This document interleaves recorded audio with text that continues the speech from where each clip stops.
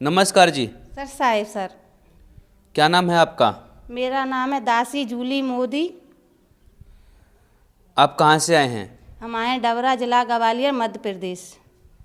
संत रामपाल जी महाराज जी से आपने नाम दीक्षा कब ली? संत रामपाल जी महाराज जी से मैंने नाम दीक्षा ली है 2017 तीसरा महीना 17 मार्च। बहन जी, संत रामपाल जी महाराज जी से दीक्षा लेने से पहले आप क्या भक्ति साधना करते थे? हम कृष्ण जी की पूजा करते थे, हर महीने परिक्रमा देने भी जाते थे मथुरा में, और गुरु पूर्णिमा पे भी हम भंडारा लेके जाते थे और 4-6 दिन रुकते थे। हमारे दोनों बच्चे जाते थे, हमारे पति हैं वो भी जाते थे और हम भी जाते थे। तो ये भक्ति साधना करने से आपको क्या लाभ हुए? कृष्ण जी की भक्ति करते करते मेरे आंचल में क्या है गठान हो गई थी कैंसर की। तो मैंने छोटे पूरे डॉक्टर पे दिखाई, लेकिन जब डॉक्टर को दिखाया तो डॉक्टर दवा दे देता था, मुझे उससे आराम नहीं पड़ता था भगत जी बिल्कुल भी। एक दिन क्या हुआ, हमारे एक जिया जी हैं वो भी डॉक्टर हैं, तो उन्होंने बोला कुछ नहीं है, ऐसी गठान है, हम इनको इंजेक्शन लिख दे रहे हैं 3, उससे क्या है जी खून वगैरह आया तो वो फट जाएगा। तो उन्होंने हमको इंजेक्शन तो दे दिए भगत जी, हमने एक लगवा लिया, एक में तो हम ठीक रहे, दूसरे में तो भगत जी हम ऐसे हो गए कि 15 दिन तक तो हम पलंग पर डले रहे और हमारा जूस चालू हो गया, इतने चक्कर आने लगे कि हम उठ के खड़े नहीं हुए और हमारी गठान तो सही हुई नहीं। उसके बाद हमारे भगत जी बोले एक काम करो, चलो अपन सियाने पे दिखवाते हैं। तो हम सियाने पे भी गए, सियाना भी है, और उन पे गए तो उन्होंने बोला कि इनको झाड़ फूक सही हो जाएगी। उनने हमें 4-6 दिन तक झाड़ा, पर हमें उससे आराम नहीं पड़ा बिल्कुल भी। जब हमें आराम नहीं पड़ा तो हमारे भगत जी बोले एक काम करो, अपन ग्वालियर चल रहे हैं और इसकी चेकअप कराते हैं, इसको क्या है इसमें क्या नहीं। हमने कहा हम नहीं जाएंगे, अगर हम चलेगा, उसने कहा कैंसर है तो फिर हम वहीं पे मर जाएंगे। पति से बोल दी थी अगर हम 6 साल जी रहे होंगे और अगर चेकअप हो गया और उसमें अगर कैंसर जैसी भयानक बीमारी निकल आई तो हम हॉस्पिटल से लौट के नहीं आ पाएंगे और हम वहीं पे मृत्यु हमारी हो जाएगी और आपको हमारी लाश ही उठा के लाने पड़ेगी। और हमारी बच्चेदानी में हम बैठते थे तो हमें मतलब बैठा नहीं जाता था ज़मीन पे, तो हम कहीं बहुत, तो पहले हमने डबरा में दिखाया, काफ़ी पैसा लगाया हमारे पति ने, पर हमको आराम नहीं पड़ा बिल्कुल भी। आपने बताया कि आप भगवान श्री कृष्ण की भक्ति करते थे, फिर भगवान कृष्ण की भक्ति छोड़ के आप संत रामपाल जी महाराज जी के शरण में कैसे आए? सर जी ऐसा है, हम पहले श्री कृष्ण जी भगवान की भक्ति करते थे और उसके बाद हम संत रामपाल जी महाराज जी के चरण में ऐसे आए, सारे लोग जुड़ गए थे। हमारा बच्चा है छोटा वाला, वो जुड़ने के लिए गया। जब वो जुड़ने गया तो हमने उससे काफ़ी मना करी कि बेटा आप नहीं जाओ, सब लोग जुड़ गए, हम अकेले रह जाएंगे। तो उसने माना नहीं, वो घूमने के प्रचार से जुड़ने गया। उसने कही मम्मी जब बड़ा भाई जाता है 4 दिन के लिए पेशी पे मालिक की, तो स्कूल की भी नांगा होती है और घूमने भी मिलता है, और रात में कैसा सफ़र होता है ट्रेन में हमने कभी देखा नहीं है। तो वो घूमने के उद्देश्य से चला गया, उसने ज्ञान नहीं समझा। जब वो बच्चा उधर से लौट के आया गुरुजी के दर से, तत्वती संत रामपाल जी महाराज की दर से दक्षा लेके लौट के आया, तो उसने हमको समझाया मम्मी आप भी जुड़ जाओ उसमें। हमने कही हम नहीं जुड़ेंगे। उसने लगातार सर 15 दिन तक बोला हमसे, लेकिन हमने कही हम नहीं जुड़ेंगे और हमारे से नहीं खाया जाता।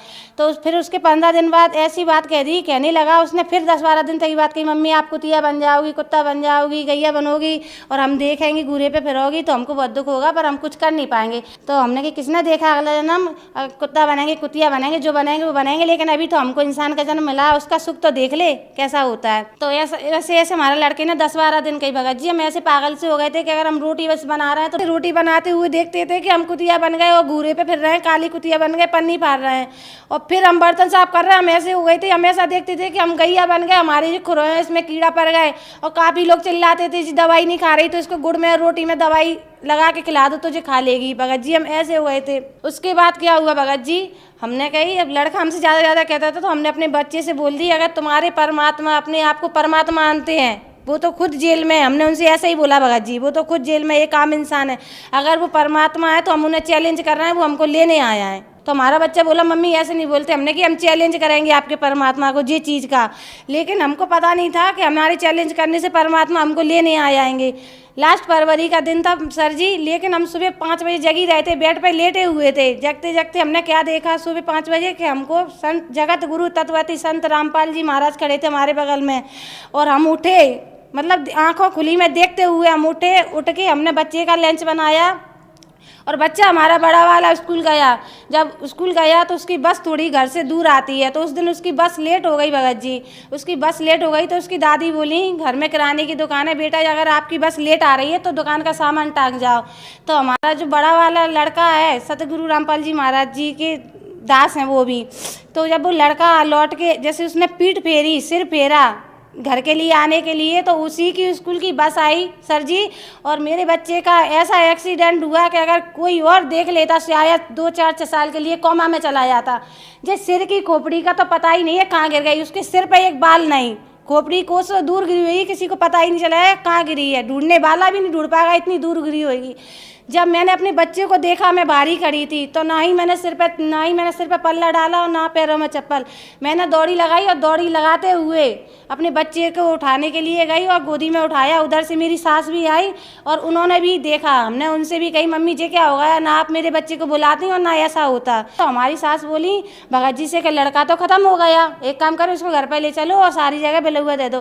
तो हमने सुनी, हमने कही मम्मी लड़का तो जिंदा है अभी, क्योंकि संत रामपाल जी महाराज की ऐसी कृपा थी उस बच्चे पे, उसको सारनाम ही मिल गया था, सतनाम मिल गया उसको ऐसी दया थी कि हमको सांसें दिखा रही वो बच्चे की चलती हुई, पर हमारे जो पति हैं और जो हमारी सास हैं उनको वो बच्चा मरा हुआ दिखा रहा था। एक तो ये चमत्कार था परमात्मा का। तो मम्मी ने दोबारा भी बोला हमारी सास ने कि बच्चा तो मर गया। हमने कि मम्मी बच्चा तो जिंदा और इसे हॉस्पिटल की ज़रूरत है। तो हमारी सास बोली नहीं, तो हमारे भगत जी नहीं माने और घर भी ले आए उसको, घर ले आके और उन्होंने आंगन में लेटा दिया भगत जी। जब उन्होंने आंगन में लेटाया बच्चों को तो सब जगह फ़ोन करा, तो हमने कहा आप फ़ोन नहीं करो, बच्चा तो हमारा जिंदा है। तो भगत जी बोले बच्चा तो ख़त्म हो गया। और सारे रिश्तेदार भी हमारे इकट्ठे हो गए थे, अड़ोस पड़ोस के भी इकट्ठे हो गए थे, रोना गाना भी हो गया, पर हम नहीं रोए क्योंकि हमारे बच्चे की सांसें हमको दिखा रही थी, तो हमने एक आंसू भी नहीं निकाला आंखों से। तो हमारी सास बोलती है रो क्यों रही है, कि पागल हो गई। हमने कही पागल होंगी तो हम नहीं रोएंगे, हमारा बच्चा तो जिंदा है, क्यों रोए हम। लेकिन उसके बाद सब पता नहीं, पहले कोई 4 लोग आए, बोले एक काम करो इसके लिए फायरा ले आओ और इसकी अर्थी नहीं सजेगी, अपन तो गड्ढा खोदेंगे, इस बच्चे को गड्ढे में गाड़ेंगे। तो पता नहीं घर में से किसी ने फायरा उठा के दे दिया और वो गड्ढा भी इतना गहरा गड्ढा खोद दिया उन्होंने कि मानो भगत जी सर जी हम भी खड़े हो जाएंगे तो हम भी नहीं दिखाएंगे उसमें, इतना गहरा गड्ढा।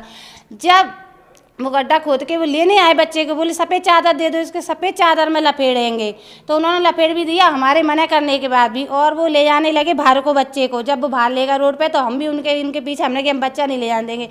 जब हम अपने बच्चे के लिए आगे कदम रखे भगत जी, तो हम अपने बच्चे से उतनी दूरी पर हो जाए, यानी पीछे को बढ़े। फिर हम सोच समझ के फिर एक कदम रखे, तो फिर हम एक कदम फिर पीछे। तो हम कह रहे जब हम बड़े सोच समझ के कदम रख रहे फिर हम पीछे क्यों हो रहे हैं। तो हमने जब पीछे मुड़ के देखा तो एक बाबा चले आ रहे थे जो वाइट कलर के बिल्कुल सफ़ेद कपड़ा पहने, जिस कपड़े में एक दाग नहीं, उनकी इतनी लंबी लंबी ठोड़ी थी, सिर पर टोपी थी और चले आ रहे। उनके हाथों में एक ऐसी लकीर थी कि जो हमारी सांसों से टकरा रही आके। तो हमने कही ये कैसी लकीर है कि जो हमारे सांसों से क्यों लग रही है। फिर हम अपने बच्चे को तो भूल ही गए क्योंकि वो तो परमात्मा थे, रामपाल जी महाराज जी तो परमात्मा थे, तो हम अपने बच्चों को भूल गए। बच्चे को भूल के हमने कि हम इन बाबा को बुलाएंगे नहीं, जी बाबा तो हमारे इधर अपने आप आएंगे, जी हमारी आत्मा बोली है अंदर से। तो हमने उनसे बोला कि रुको बाबा, तो वो रुक गए। हमने कि हमने अपने हाथों से एक पैरदान बनाया है, हम आपको उस पर बैठा रहेंगे। तो हमने उस आसन को भी निकाला और जब वो बाबा वहाँ थे चौक में, हमने उनको उस पर भी बिठारा सर जी। जब वो बैठे तो हमने उनसे पूछा भी कि बाबा आप क्या खाओगे। तो उन्होंने जी भी कहा बेटा भंडारे में आप जो भी बना के लेके आओगे हम वही खाएंगे। लेकिन जब जे आत्मा तो परमात्मा की है, आत्मा बोली कि नहीं इस बाबा को तो खीर पसंद है तो हम खीर ही बनाएंगे। जब फिर हमने दोबारा भी सोचा, लेकिन आत्मा तो एक ही बात बोले कि खीर ही बनाएंगे। जब भगत जी हम अपने किचन में गए और हमने खीर बनाने के लिए रख दिया, जब हमने अपना डिब्बा खोला तो हमारे डिब्बे में सिर्फ चावल के 4 ही दाने थे भगत जी, 4 से 5 भी नहीं था। जब हमने सोचा कि हमने उनसे बोल तो दी खीर की, लेकिन हम खीर बनाए कैसे। फिर हमने कि 4 ही दाने डाल दो चावल के, जितनी बनेगी उतनी बन जाएगी, दूध ज़्यादा डाल देंगे हम इसमें। जब वो हमने 4 दाने डाले सर जी तो उससे हमारी भगोनी भर गई। जब भगोनी भर गई तो गैस पे भी फैलने लगी। उस टाइम खीर हम पे समरा ही ना समरे, हमने अपनी गैस बंद कर दी और हमने प्लेट में खीर ली, चम्मच गिलास भी भर के ले गए और उनको दी और बाबा जी ने खा ली। जब उन्होंने हाथ नहीं धोए तो हमने उनसे पूछा कि बाबा आपने हाथ क्यों नहीं धोए। उन्होंने हमसे कही बेटा कभी बर्तन में हाथ नहीं धोते। हमने उनसे ये भी कहा कि हम भी नहीं धोएंगे हाथ। बच्चे को हम भूल ही गए थे क्योंकि वो तो परमात्मा था इसलिए भूल गए, उन्होंने खुद ऐसी बुद्धि कर दी थी। उसके बाद क्या हुआ, हमने उनकी गोदी में सिर रखा और हम इतने रोए कि उनका रोते रोते नीचे के जो कुर्ता का घेर का वो गीला कर दिया। उन्होंने हमारे सिर पर भी हाथ रखा, पर उन्होंने हमसे ये नहीं पूछा कि बेटा आप क्यों रो रही हैं, ऐसी क्या बात है, कुछ भी नहीं पूछा। हमने उनसे कही फिर बाबा हमारा लड़का लौटा दो। हमने उनसे बोला मार्च और लास्ट अप्रैल को तो हम किसी भी हालत में आपकी शरण में आ जाएंगे, जगत गुरु तत्वती संत रामपाल जी महाराज जी की शरण में हम आ जाएंगे। हमने इतना ही बोला सर जी। जब हमने पीछे मुड़ के देखा तो जो लोग हमारे बच्चे को ले गए थे वो बच्चे को लौटा के ले आए, उनने चादर नीचे रखा, उसी में हमारा बच्चा था, बच्चा उठ के बैठ गया। लेकिन जब बच्चा आया हमने उस बच्चे पे हाथ फेरा और फिर हमने पीछे मुड़ कर देखा, हमने कही बाबा का धन्यवाद तो कर ही दे। तो जब देखा तो बाबा तो जा चुके थे, सिर्फ गिलास कटोरी और आसन डाला रह गया था। जब ही हम समझ गए थे कि परमात्मा और परमात्मा से बड़ा कोई नहीं है, क्योंकि उन्होंने हमारे मरे हुए बच्चे को जीवित कर दिया। जितनी भी जगह है यहाँ पर, जिनको विश्वास नहीं है वो मेरे गांव आ सकते हैं, डबरा, जिला ग्वालियर, मध्य प्रदेश, आके और पूछ सकते हैं क्या जी हकीकत है। जी हकीकत है, क्योंकि मेरे साथ जो घटना हुई है उसके बाद ही मैं संत रामपाल जी महाराज की शरण में आई हूँ। संत रामपाल जी महाराज जी के शरण में जाने से मुझे जो कैंसर जैसी खतरनाक बीमारी थी वो उसी दिन, जिस दिन मैं उनकी शरण में गई, दक्षिणा लेके आई, उसी रात को मुझे इतना दर्द हुआ कि मैंने अपने पति से बोला कि मुझे तो बहुत दर्द हो रहा है, इससे अच्छा तो मेरे भगवान अच्छे थे, हाथ लगाने से दर्द होता था, वैसे दर्द नहीं होता था। मैं तो एक काम करूंगी, सुबह अपने भगवान रख लूंगी और आपके जो बाबा का मंदिर उठा के रख दूंगी। तो हमारे जो पति हैं वो बोले ऐसे नहीं बोलते, स्वयं धरती पे परमात्मा आए हुए हैं। हमने कहा मैं तो बहुत दर्द हो रहा है। हमारे जो पति हैं वो बोले एक काम करो, आप तो अर्जी लगा लो और दंडवत प्रणाम करो और अमृत जल पी लो। मैंने दंडवत प्रणाम की और अमृत जल पी लिया। सर जी तो मैंने देखा सुबह उठ के कि मुझे बिल्कुल दर्द जा चुका था। आज मुझे 11वां महीना है वो सर जी, लेकिन आज तक वो बीमारी का कोई पता नहीं है कि कठान कहाँ थी और कहाँ से कहाँ चली गई। तो जगत गुरु तत्वती संत रामपाल जी महाराज की शरण में जाने से मेरे को एक तो ये लाभ हुआ है और दूसरा लाभ मेरे को ये हुआ है भगत जी, मुझे रीढ़ की हड्डी में इतना दर्द रहता था, अगर मैं लेट गई ना तो मेरे को एक जन तो करवट लेवाने के लिए चाहिए, मैं मतलब लेट नहीं पाती थी, इतना दर्द रहता था। लेटना भी मेरे को सोच समझ के पड़ता था, क्योंकि अगर लेट गई तो कोई करवट दिलाने वाला नहीं है। इतनी परेशान रहती थी, काम करने में ही मुझे दिक्कत आती थी, क्योंकि दर्द रहता था तो ज़्यादा झुकने में भी दिक्कत आती थी। लेकिन जब जगत गुरु तत्वती संत रामपाल जी महाराज की मैं शरण में गई, उसके बाद मेरा वो भी दर्द चला गया, बिल्कुल एकदम सही हूँ। मैं कोई दवाई भी नहीं लेती कभी भी, और कभी मेरे सिर में दर्द होता है, आज मुझे 11 महीने हो गए सिर में दर्द होता है, तो मैं 2 बूंद अमृत जल पी लेती हूँ और दंडवत प्रणाम कर लेती हूँ, तभी मेरा सही हो जाता, मुझे दवाई लेने की ज़रूरत नहीं पड़ती। बहन जी, जो श्रद्धालु आपको देख रहे हैं, आप उन्हें क्या संदेश देना चाहेंगे? जो श्रद्धालु मुझे देख रहे हैं सर जी, मैं उनसे हाथ जोड़ के विनती करूँगी कि आप जगत गुरु तत्वती संत रामपाल जी महाराज का सत्संग देखिए। कई चैनलों पे आ रहा है, शाम को आता है 7:40 पर साधना चैनल पे, आप उसको देखिए और उससे आप ज्ञान समझ के, उसके बाद फुल ज्ञान समझ के, उसके बाद आप तत्वती संत रामपाल जी महाराज जी की शरण में जाके अपना नाम उद्देश्य कराइए और अपना जीवन का मोक्ष कराइए। संत रामपाल जी महाराज जी एक ऐसे संत हैं जो धरती पे आए हुए हैं, सभी शास्त्रों के अनुसार भक्ति खोल के बता रहे हैं। धन्यवाद जी। सत्साई।